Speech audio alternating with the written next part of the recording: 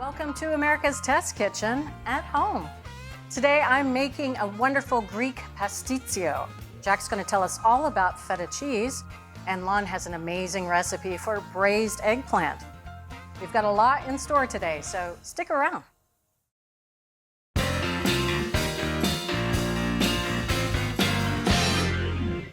If David Letterman had ever made a top 10 list of his favorite casseroles, I think this would have been at number 1. It's pastitsio. It's a beautiful Greek casserole with noodles, 2 sauces, and it's so amazing to make and even better to eat. And let's start off with the meat sauce. We are using ground beef. You can find different grades of beef, and we want a very lean beef. This is 93% lean. And that's because pastitsio is really, really rich. So in this bowl here, I have a tablespoon of water. We just need a 1/4 teaspoon of baking soda, and that helps meat to hang on to its moisture and also keeps it nice and tender as it cooks. And 3/4 teaspoon of table salt. Just using table salt here because it's going to dissolve very quickly. Good enough.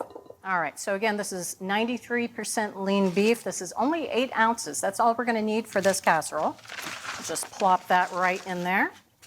So we're just tossing this, breaking it up a little bit. Make sure that the solution is covering all of the meat. Don't need to go crazy here. I'm going to set this aside. All right, so let's start cooking. Got a medium saucepan here. I'm going to add about a tablespoon of vegetable oil. I'm going to turn this to medium heat. We want that oil to just start to shimmer.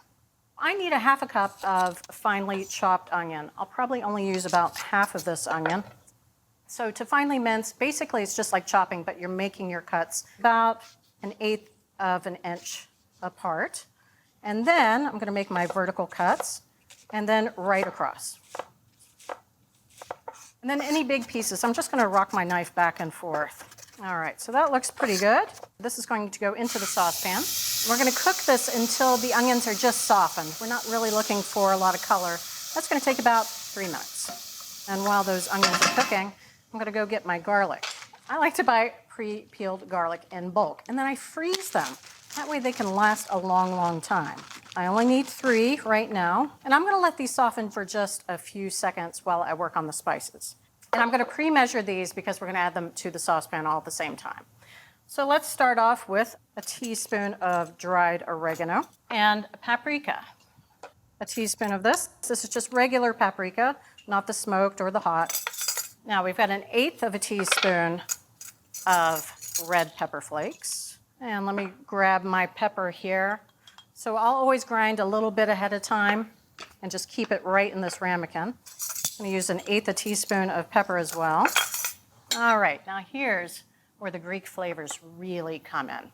We're going to use 1 1/4 teaspoons of ground cinnamon. Cinnamon is what gives this that really warm flavor, and you'll find it in a lot of Greek dishes, but it is amazing here. I love that they use this spice not only for sweet, but for savory foods. And then finally, mint. Now this is dried mint, which is spearmint. You don't want to use peppermint. It's really hard to find dried peppermint in the first place. But if you did, you wouldn't want to use it here. Spearmint is really what you want to use. They're very different flavors. And we need a teaspoon of that. All right, you know that this is going to taste amazing. So now let's get back to that garlic. These have softened up just a little bit. I'm going to use a rasp grater to grate the garlic. And you can do that usually anytime that you want to mince garlic or if you're going to put it through a press. I like to grate frozen, slightly softened garlic. All right, best part of grating garlic is the wham. And then all that goes right into the spices.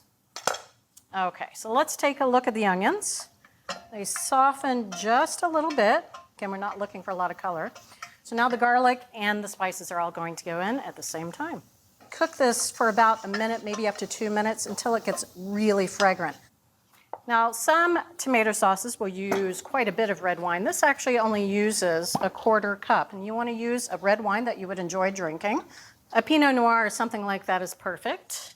So now we're going to add that 1/4 cup of red wine. We're going to cook this until it's reduced, and the whole mixture gets quite thick. It's going to take about 3 minutes. All right, now we're going to add tomato paste. This is a 1/3 cup of tomato paste. Then we're going to add the meat mixture here. Great. And a 1/2 cup of water. It doesn't look very good right now. That is accurate. All this is going to come together. Break up the meat into very small pieces as much as possible. That is now simmering. We're going to turn this down to low. I'll put the lid on. We're going to let this cook until all those flavors melt. That'll take about 30 minutes.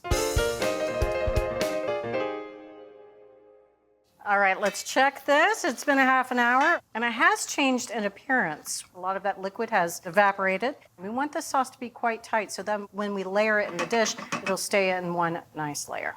Now, you can make this up to 3 days in advance and keep it in your fridge. So I'm going to cover this, slide it off heat. Now, pastitsio is topped with bechamel, and bechamel is also used to bind that pasta layer. We're going to start off with a little bit of butter. We've got 2 tablespoons. Goes right into a saucepan, and we'll put this over medium heat. While that's melting, we need 2 tablespoons all-purpose flour, a little bit of table salt. We've got a half a teaspoon grated nutmeg. This is another one of those warm spices that really makes this dish special. So I'm going to use a rasp grater, and I need about a 1/4 teaspoon. I like to use whole nutmeg. I don't like the pre-ground nutmeg. I don't know what they put in there, but it doesn't taste like nutmeg. There we go. And a little bit of black pepper. This is 1/8 of a teaspoon of black pepper. And then I've got my garlic back out again. This was frozen. It's thawed a little bit on the counter. Again, just using the rasp grater. Make quick work out of that garlic clove. I'm going to add that in there. All right, so let's check out our saucepan. The butter is just about melted. That looks great. So I'm going to add in the flour mixture, those seasonings. There we go. I'll cook this for about a minute. We're not looking for really any color change here. We just want to get rid of the raw flour flavor. Now, this is a basic roux here. We've got equal parts fat and flour. And a good thing to know with roux is that the darker that it gets, you're going to get a lot more flavor, but it starts to lose its thickening power. So again, we're just looking to cook off the raw flavor. That smells amazing. Just a little bit toasty. Don't want to take it much farther than that. And now I'm going to whisk in our dairy. This is 4 cups of whole milk. Start off slowly, and then once you've whisked quite a bit in, you can add the rest much quicker. All right, that's looking good. Now we're going to bring this up to a simmer, and then while that's heating up, I'm going to weigh some pasta. I want to use 8 ounces of ziti. Now, typically with pastitsio, you might find recipes call for Greek #2 macaroni. That's actually the shape. It's a long, tubular piece of pasta. It can be a little hard to find. If you can find it, great. It works here really well. But if you can't find it, ziti is perfect. All right, we've got some bubbling going on here. Let's just give it a quick whisk, and then I'm going to add the pasta right into the bechamel. So we don't even need to cook it separately. Let me stir that in, and I want this to come back up to a simmer. Now, the great thing about this is, of course, it saves time. I don't have to cook the pasta separately. But some of that starch from the pasta is going to help to thicken the bechamel. So in the meantime, we can grate some cheese. And we are using casserole cheese. Now, this is a sheep's milk cheese. Sometimes it's cow's milk, sometimes it's goat's milk. But it has a really beautiful nutty and tangy flavor. So this is 4 ounces. That equals about a cup of grated cheese. But if you can't find casserole cheese, you can use a 2-to-1 ratio, 2 parts provolone to 1 part pecorino romano. Again, it's got to have that nice sheepy flavor. There we go. Let's take a look at our mixture here. It's just about coming up to a simmer. You actually just want to stir it so that the pasta isn't sticking at this point. I'm going to turn the heat off, put the lid on, and we're going to let that pasta cook in that hot mixture for about 15 minutes. Let's take a look in here. Again, the pasta wasn't simmering in there, just kind of steeping in there. And it's just slightly softened, and that's perfect. Again, we don't want to overcook it at this point because it's going to continue to cook in the dish. I'm going to transfer this now to an 8-inch baking dish. And I've gone ahead and sprayed this with vegetable oil cooking spray.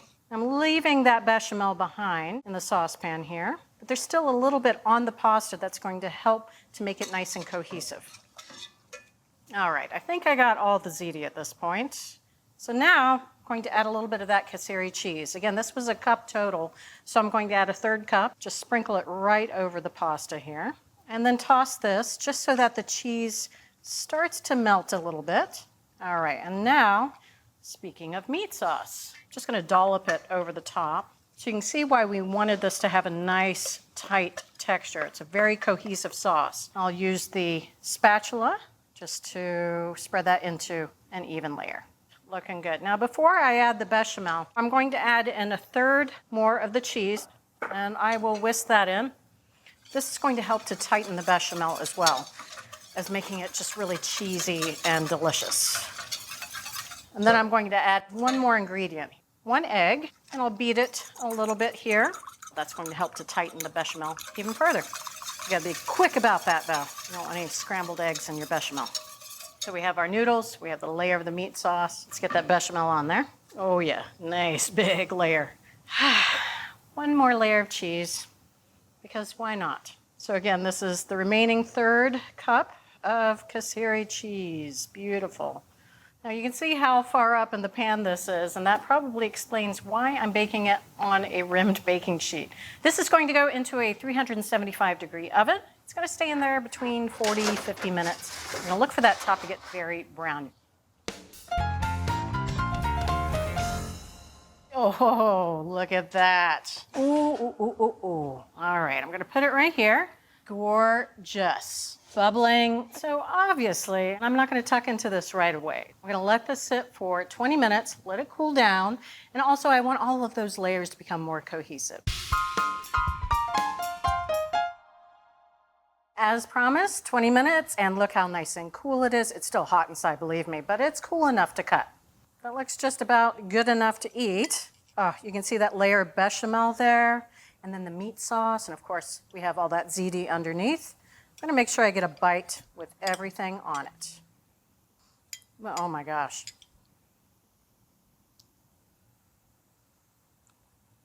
It is so supple and it's rich without being too fatty. Now I've heard that you can keep leftovers of this, but I've never come across any. This is absolutely amazing. And remember the keys to making pastitsio at home: soak the beef with baking soda, use ziti, and cook the ziti in the bechamel. So from America's Test Kitchen at home, an Olympian-worthy pastitsio.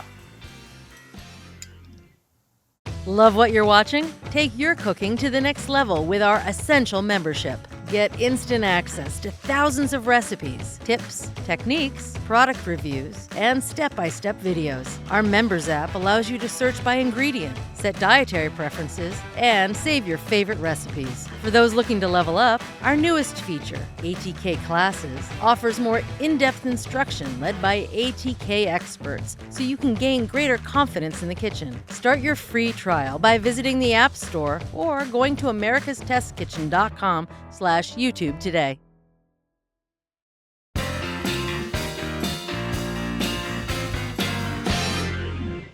When you do something for 3,000 years, chances are you learn something. Yeah, you heard me right. They've been making feta cheese in Greece for 3,000 years, at least 3,000. And we know this because there are references to making feta in Homer's The Odyssey. So if you learn anything during this segment, I want you to learn one thing: buy the real deal from Greece. Now, this isn't just about respecting tradition, because you know I'm all about the flavor. This cheese tastes better. And there's a reason why Greek feta, frankly any European feta, because they all need to follow the same EU regulations, they must be made with a minimum of 70% sheep's milk. It can be a blend of sheep or goat or 100% sheep. American supermarket cheeses, all the brands we tasted, were made with cow's milk. And there are really two problems here. One is sheep and goat have twice as much fat as cow. The other thing is that they have these essential fatty acids that cow's milk doesn't have. The things that make it gamey and savory, the thing that makes it feta. So what do American manufacturers do to compensate for the fact that they're making something that doesn't taste like feta? They add a lot of salt, and I mean a lot of salt. And I usually like salty things. It's just too salty. So buy a feta made by the Greek tradition, and ideally buy it from Greece. Second thing is, buy it in a block. I know what you're thinking. I don't need to buy block cheese because I'm going to crumble it anyway. I should just be buying it already pre-crumbled. There are two problems with that strategy, and it's not a good strategy. Number one, the crumbled cheeses are made domestically, so that means they're made with cow's milk, and they don't have that much flavor. The second thing is, in order to keep the crumbles separate, they're coated with cellulose, and it dries it out. Now, if you're going to take this shortcut, you can buy this brand. This one we thought was passable, acceptable, Athenos. And the reason why it's better than the competition is you see here, the crumbles are actually pretty big. And so the ratio of cheese to cellulose is a little better. And some of the crumbled cheeses, frankly, it was more like feta dust. So what are we going to do? We're going to respect tradition and remember what the Greeks have taught us. We're going to buy the real deal, made from sheep's milk, and we're going to buy it in big, beautiful blocks. At Cooks Illustrated, we're food nerds. That's why every recipe we develop involves research, cooking science, and rigorous testing by our team of expert test cooks. Only the highest rated recipes earn a place in our award-winning magazine. Every issue features our latest recipes and discoveries, cooking tips, and equipment and ingredient reviews. Our step-by-step photos and hand-drawn illustrations show you exactly how to succeed. So, are you ready to become the best cook you know? Subscribe to Cooks Illustrated magazine at cooksillustrated.com today.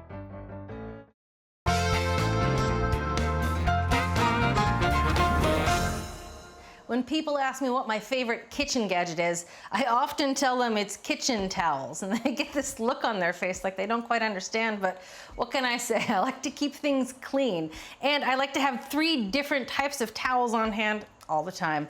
I like having these small microfiber ones. They're good for cleaning up the counter, they're good for wiping down the stove, and they are a good emergency sponge if I've run out of those for washing dishes. Next up are these French side towels. They're nice and thick. I often fold them off to the side of my cutting board and I lay my knives on them. They're also a good makeshift pot holder when they're dry, and I like using them for drying heavy duty things like pots and pans because they're really absorbent. Last but not least are these flour sack towels, and they're huge and very thin. So I like using them to dry my hands, and I like using them to dry delicate things like wine glasses or my good china because you can really grasp the plate between the towels so it's not going to fall on the floor. Now, if I have a big cooking day like around the holidays, I go through easily 10, 15 towels in a day. And what I do is I put a hamper in the corner of the kitchen, and when one gets dirty or a little wet, I just toss it into the hamper. And it's its own fun.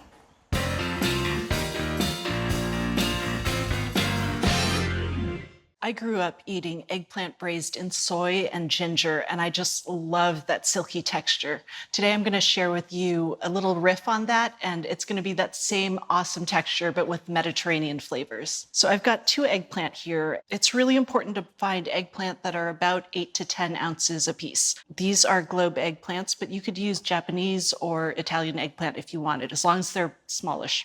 I'm going to start by cutting bottom and the top from the eggplant. After the top and bottom come off, I want to cut this eggplant in half and then stand it on the larger flat side so that it's nice and steady and not wobbly. And I'm going to cut them into wedges. What I'm shooting for is about 3/4 inch pieces. And this shape is critical because it provides a nice swath of skin that holds all this flesh in place. Otherwise, these can kind of fall apart. So the other reason you want to use small eggplant, they have a smaller seed pocket. As eggplants get larger, this seed pocket in here gets really big, and it is the first bit that kind of disintegrates when you go to cook this. One last bit of knife work. I need to mince some garlic, 2 cloves. So I like to smash the garlic before I run a knife through it because that bruising and damaging of the cells gets me kind of a stronger garlic flavor. And that looks great. Next up, the spices, and this is where we get all of that flavor. I have a tablespoon of tomato paste. I like to use the stuff in a tube. I don't go through that much, and so when I get the cans, I end up just having to leave it in the freezer and then throw it out a couple months later. Next, I've got paprika here. I need 2 teaspoons.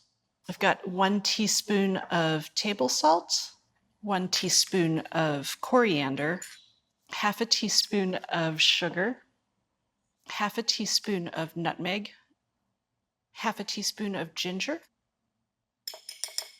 1/2 teaspoon of cinnamon, and last up, 1/2 teaspoon of cumin. I know this seems like a lot of spices, but they blend together really well and you get this kind of smoky, sweet, earthy flavor. It's fantastic.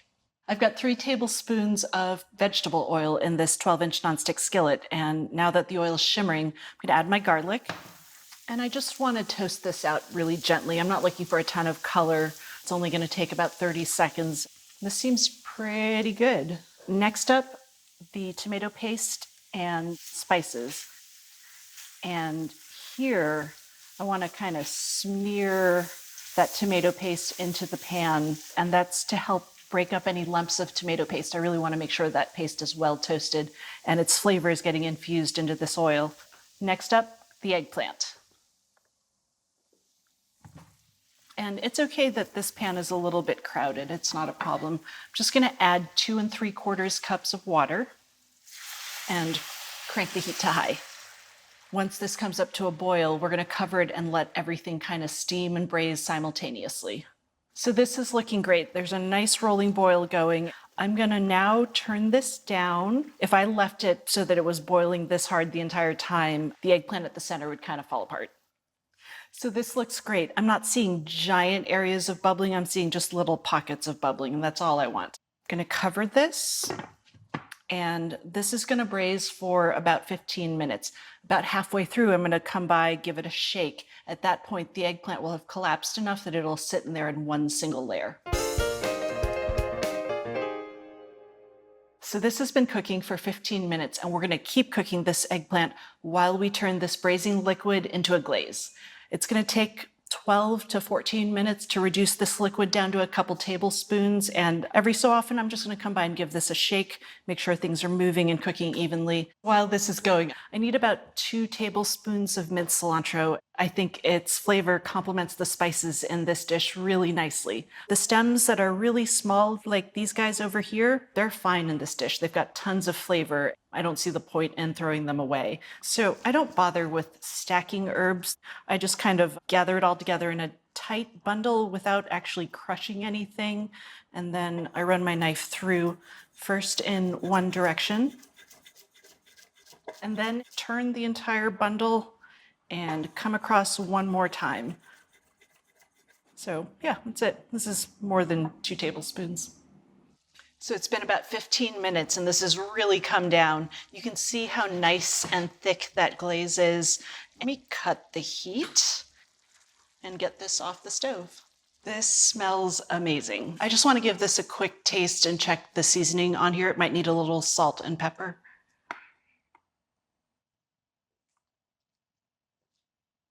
Actually, I think the salt's pretty good, but I'm going to add just a touch of pepper. This dish looks amazing, so I'm going to make a little plate for myself. I really like to finish this with some fresh and cool flavors. I've got a little bit of whole milk yogurt. Just going to drizzle a touch on here. It's about 1/3 cup for the entire dish. And last up, that cilantro I minced earlier. Oh, I can't wait. This eggplant held together beautifully. You can see all the pieces are still intact and they have their shape still thanks to that skin. And that skin is crazy soft.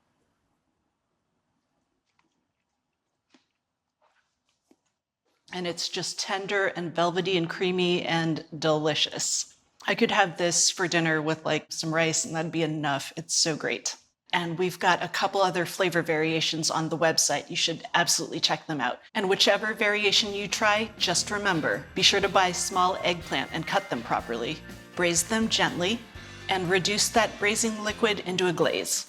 So, from America's Test Kitchen at home, a terrific recipe for braised eggplant with paprika, coriander, and yogurt. Thanks for watching. You can get all the recipes and product reviews from this season and more on our website. That's americastestkitchen.com/TV. If you're ready to take your cooking to the next level, head over to americastestkitchen.com and get a free trial of our ATK Essential membership. While you're there, you can sign up for our free email newsletters and download our app. So, what are you waiting for?